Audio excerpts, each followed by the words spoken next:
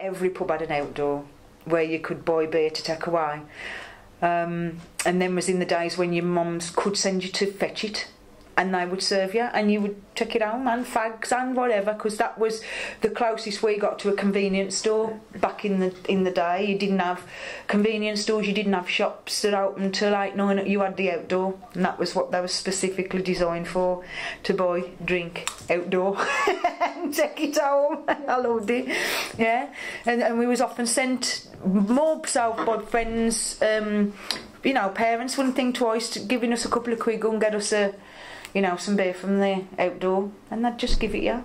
Like a lounge bar, like the one over the road. It's called a lounge bar. You know, there ain't no snug where you can have a game of cards or dominoes, like, you know. It's all gone. Yeah. You know, a lot of the characters have died, like, you know. Yeah. But there's a lot of it gone. The gold community. Pubs used to have, as well as the bars and the lounge, they also have an outdoor which was purely for sales of pop, crisps, this sort of thing. Allegedly.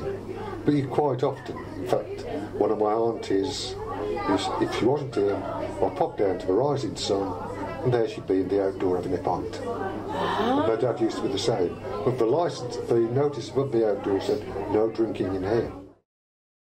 I mean, obviously where we used to live in the old house, I mean, there was like fields and fields at the back, so we used to just, go and play on the fields, which you could do in them days. It was quite safe to do so. And that was it, that was our playground. The bonk, well, where I lived, the Conagreave got the great big slope, and that was always a bonk, so anything that was green, slopey, hilly, was a bonk, and we often rolled down the bonk. Threw my mate down there once and broke her arm. She do. I've been messing about on the cut for over 40 years, but I've only lived on it for just over 20 years. Narrow boat. Or just call it a boat, but please don't call it a long boat, because them are the things that Vikings used to. And it isn't a barge. Barges are sort of 14 foot wide, and they won't go through the cuts round here. You only find the barges, like you'll find the barges up north on the broad canals, and down on the Grand Onion, as we call it, on the wide canals. So round here, it's either just a simple boat or a narrow boat. Yeah, the cut. To be honest, I wouldn't know it any other way, because right from a child I've always been brought up on a canal. Canals are all around me, and my dad always called them cuts. So I probably learnt that it was a cut before a canal, if I'm honest. And it's not till you mentioning cut that you realise people don't actually know what a cut is. But yeah, the cut. And was that a play area for you? Yeah, God, swimming in and everything. We used to swim in them, play up. All my youth have been spent up canals in one way or another, be it fishing, be it generally just dossing, playing on. We used to jump the locks. If it was red hot, we'd jump the locks, and we knew that it was no issue if we fell in. And we've swum in them, yeah. I was still at school, so I'm talking 90s. I left school in 1991, so late 80s. That would have been the late 80s, yeah. Because I remember that Tipton Baths did a Costa del summer thing once as well, and then we went through a phase of closing Tipton Baths, and they started to show kids on the news swimming in the canal, and I remember laughing, thinking, well, they're swimming the cut anyway. They ain't swimming in the cut because I'm shutting the baths, swimming it anyway. Okay, yeah. Fully clothed, just yeah, fully clothed. You'd just jump in, or you'd start off playing and then you'd fall in. But if it was warm hot, it was of no consequence. So you just got out, jump back in, and we only ever played in the locks because it was deep. I mean, I don't know if you know the Barge and Barrel in Tipton. It's a pub, and there's a bridge, little humpback bridge. I mean, I've jumped off there, and when I think about not knowing how shallow or deep it was at that time, and knowing that there's shopping trolleys, motorbikes, God knows what. Yeah, I used to have a wave time. Jumping the locks, jumping in the canal, and the park pool. Well, there was a stepping bridge, and I used to be petrified, because if there was one plank missing and you've got to jump over, I mean, when you're little it seems like it's a huge gap. and I used to stand there for hours. I was petrified to move. But we used to play on the stepping bridge, that's what we used to call it. Just sort of play on there, go down by the cut. That was it. You know, there was no danger. We never thought of, you know, falling in the water, or you just went out and played. And did you fall in? No, never. Yeah, I live right by his yard. And I used to go over as a kid. He's passed away now, but I mean, yeah, we'd often go over, me and my mates, and he'd be welding, and he'd find us bits and bobs to do. But yeah, Caggies. Can you explain a little bit more about who he was? Caggy was a boatyard man. He made and restored boats, and he's got a yard on the canal where even now tourists can come. That can acquire diesel.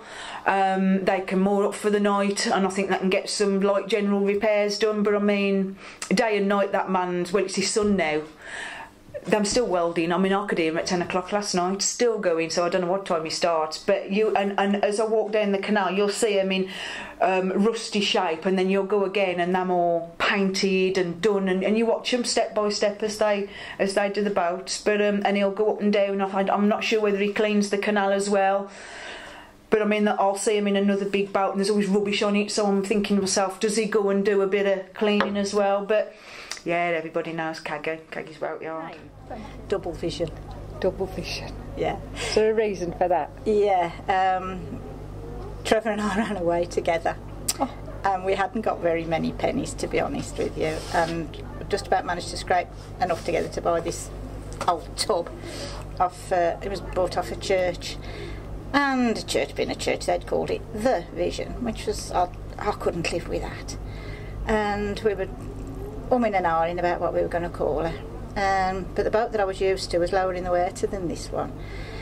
So I had a couple of near misses with bridge holes. And then the one day I was down in the engine hole, and we'd just tied up, and I says to Trevor, I says, I'll knock the engine off, so I leant across the engine to pull the stop. He says, no, I'll stop her on the wheel. And as he stopped her on the wheel, the speed wheel, as he turned the speed wheel down, the great chunk of brass behind it, and that slipped its anchor, as it were, and come down and hit me smack on the side of the head. Oh. I lay there in the engine hole. I says, I can see two of everything. And Trevor just stood over me. He says, oh, well, that's it. He says, boat's named Double Vision from now on. Which was quite suitable, actually, because we were boat painters and sign writers. So, of course, when you're doing the sign writing, you're doing everything twice anyway, because you do the main part and then you put the shadow on. So you're doing everything double. And so we used the name not only for our boat, but for our business. Podging. Oh, my sister-in-law started podging rugs. She joined a podging club. Yeah. We used to do them when we were kids. You know, I mean, when families were hard up, you'd podge a hearth rug, and they used to literally get half of a dolly peg sharpened, podge holes in a piece of hessian, and they'd put bits of material in there to make a hearth rug. If you've ever been to the Black Country Museum, you'll have seen them up there. But apparently it's a craft that's coming back. I would have called it a piece, yeah. Yeah. Can't have a piece. And funny enough, not 20 minutes ago we've been on about this. Yeah. We've been on about how much fat, how much water is in the bacon. You know? And that's just come straight. It's funny, ain't it? Yeah. Not half hour ago I was round my mates, and we was on about the food. Yeah. And he used to say, you know, can I have a sandwich? I said, no, what a sandwich, Mick? Can I have a piece? Can I have a piece of liquor? You know. What's a piece of liquor? Well, when I was frying the bacon, it's a dip, because I wouldn't get no bacon, you know. You could have a dip of liquor with brown sauce on. But it was proper liquor, you know. There wasn't no water in it, as regards now. It's all force-fed, and that, you know. And it was on about where we used to get the butter from. You know, where they used to pat it with them big, whatever they was called, you know. And, So you'd have had a bacon piece then? A piece of bacon. Piece of bacon. Yeah. Okay. See, I only thought a piece as like a jam sandwich. No, I never thought of it as a bacon or bacon and egg. Anything? Yeah. You know, I'll have me a piece of salmon. I'll have me a piece of anything. and a piece. And again, another one of favourites, because one of my other big passions is black country food, and I love anything to do with food. And again, a friend of mine who used to live round by us, he married somebody from Oxford, and she was very posh, and he's still got his accent a little bit. But when he comes back down, if he comes down to visit, I'll say, do you want a piece of cheese? Which to the initiate is a cheese sandwich. And his wife always says, why would anyone give anybody a piece of cheese? And I think she thought I was going to give him half pound of cheddar, but it is a piece of cheese or a piece of jam. And again, that comes back from my nans, really, where they used to eat all sorts of things. So you could have a piece of dripping or a piece of lard. And the thought of having a piece of lard these days is not good, but I can remember having a piece of lard with some salt on when I was younger. But they used to come round with them on a bike, and they used to once or I can't remember what day it was, but there used to be a man on a bike with a basket on the front and a cloth over. Oh. And he used to go, and well, we called them pikelets, but I think they called him the crumpet man. But he used to sell the pikelets. A pikelet. Again, food related, and that's a crumpet. And I have great memories of sitting around my nan's toasting pikelets by the coal fire. And I've still got a coal fire at home, but I don't toast them anymore. But we always used to do it. Me, my gran and my granddad always used to be toasting toast or that by the fire. I say that myself sometimes. Yeah, if I'm hungry, I'll say, "Oh, I could eat a scabios." Yeah, I do still use that. Not very often, but I do say it, and I used to hear that, said a lot. I could eat a scabios. You're hungry, you could eat anything, basically. I can see a cob, and there's two things that I use for that. A cob is what some people might call a bap or a barm cake, but I use it as well if somebody's got a temper. So say he's got a proper cob on, and if somebody's got a cob on, that you have to tread very daintily, really. But and that you used to have an occasional Indian man come round selling all sorts of things. Yes. And we'd never seen a coloured man before. No. Yeah. It's a lucky door. And my dad bought my mum a silk tablecloth. I don't know what happened to it, but I can still see that silk tablecloth. And would that have been from like a... From an Indian, yes. Yes, he used to have a suitcase. Yeah. They used to come round every few months. Not that regularly. Yeah. Yeah. Obviously, when we was kids, we used to play outside, and they always used to come out and say, "Oh, go and play up your own end." We used to play tin can of lurkey with the cans. Say that again. Tin can of lurkey. A lurkey? What's yeah. Tin can of lurkey? We used to get these cans, obviously turn them upside down, and you used to have to creep upon somebody that got the back turned and put the cans down. You make your choice, but to make poppies, anything that's not water. Yeah. Did you have the pop man? I did, yeah. Yeah, we had the pop man. God, yeah. And there was always dialer pops as well, because dialer was not far from where we lived, and I think my dad used to fetch them. And I remember there was some pops, not sure which ones there was, but there was characters. So you'd have like I don't know, Tina Raspberry or something. So the raspberry was like a girl, and Adam Apple or something like that, and there was Appleade and Cherryade and Pop Man. Do you remember that would rot your teeth now, wouldn't it, that stuff? And the deposits on the bottles, do you remember that? Yeah, because you could take the bottle, that's right, you took them back and you got, was it 5 pence a bottle, or if that 10 pence, something like that. But yeah, everybody saved the bottles. Any tales of pinching pop bottles? I'm sure you didn't. No, I ain't got no tales of the pop bottles. I was quite young then, so it was just the pop was there and then it weren't there. So, but I do remember the pop man and the milkman and the insurance man. At one point, you had an insurance man that used to come and collect money. None of this. There was somebody coming all the time. It's the milkman. It's the insurance man. Somebody else man. You don't have none of that now, do you? No. No, I wouldn't say that I can. I mean, we used to come to our house every Saturday. Now I think we used to have like 6 bottles. Used to get the bottles ready and have the money back. But going back to bottles and having the money back, it's like the Green Shield stamps. I can remember saving You know, I was desperate to get to the baths, and my parents wasn't well off, and I desperately wanted to get to the baths, and I got these Green Shield stamps, and obviously take them in and, you know, get the money for them. We used to take the peelings to the little farmer at the farmyard that was by us where we lived, and we used to take a bucket of peelings, and he used to give us a penny for these peelings. Yeah, I remember going in, and then the lady next door, thinking about it, it was quite cruel really. She was on her own, but we used to run over to her garden and pinch the rhubarb and then run back. Was, you know, when we had the coal fires, what was left in the grate the next morning, like the bits from the coal and everything, that would be the gleeds. At one time, if somebody got a high-pitched voice, she'd say, it sounds like a gleed under a door. Because it was when the bits of ash and that used to get stuck under the door, and as you shut the door, it would literally screech.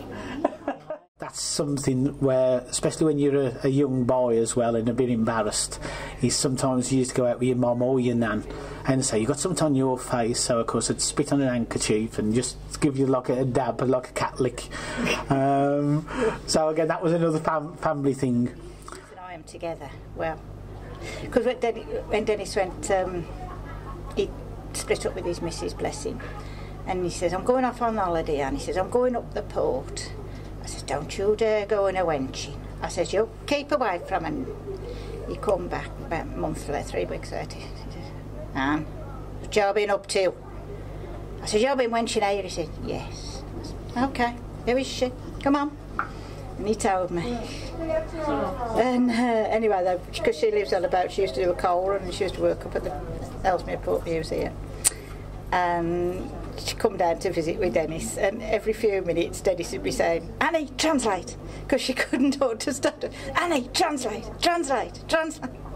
So I was, Bridget, bless her, she's golden, and now of course she don't, well, she's been wet for a good few years, and you know, so now it's Bridget, translate, when it's somebody else talking. He's a lovely character, he is, and Bridget, oh, she's golden, she really is. The back of Rackham was a regular one. The one who I used to use that with quite a lot is my late stepmother, wife's stepmom. Right. She's only a few years older than me. Father-in-law married a younger model. Right. And I used to ring up and say, you been round the back of Rackham to get some pennies yet? That was quite a So what did you mean by that? Well, everybody knew the back of Rackham was where the prostitutes used to hang out. So they say. Oh, I had a couple of days alone myself, wagging off school. My mum and dad used to both work, and the one day we had PE, and we had to do like a bit of a cross-country run. And I think there was about myself and about 3 or 4 of my friends. So we ran it all the way from our school to the house, had a glass of pop, and then went back to school. I went down the one day because my mum was at work and I didn't go to school. I went back home, and then my dad came home for dinner. So me and my friend was upstairs lying under the bed, and we had to stop there until he went. In my old tot, yeah, my mum used to say that a lot when I was quite happy. You know, if things was going her way, or they'd had something nice for Christmas, or you know, plenty whiskey. I'm in my old tot here. That was the phrase. I'm in my old tot here, and that's where that one comes in for me. When I was 26 years old, I met my late wife, who came from Cateshill area in Dudley. When she told her grandma, who lived on Cateshill, who were getting married, the comment of her grandma was, what are you want to go and marry a long eared and from down there for? And that's a common expression. People from Dudley talking about Tipton people looking down, because Dudley obviously they do look down. Yeah. Face, or shut your fizog, your face. Yeah. The other thing as well is where we used to live, there used to be a caravan, and there used to be a family that lived in this caravan, and I didn't know at the time that they were gypsies.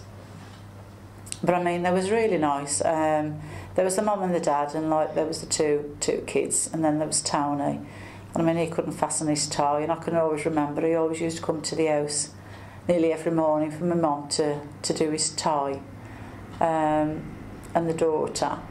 And then when I used to go round some nights to see the girl, and Mum always used to say, "Oh, that chavvy's here."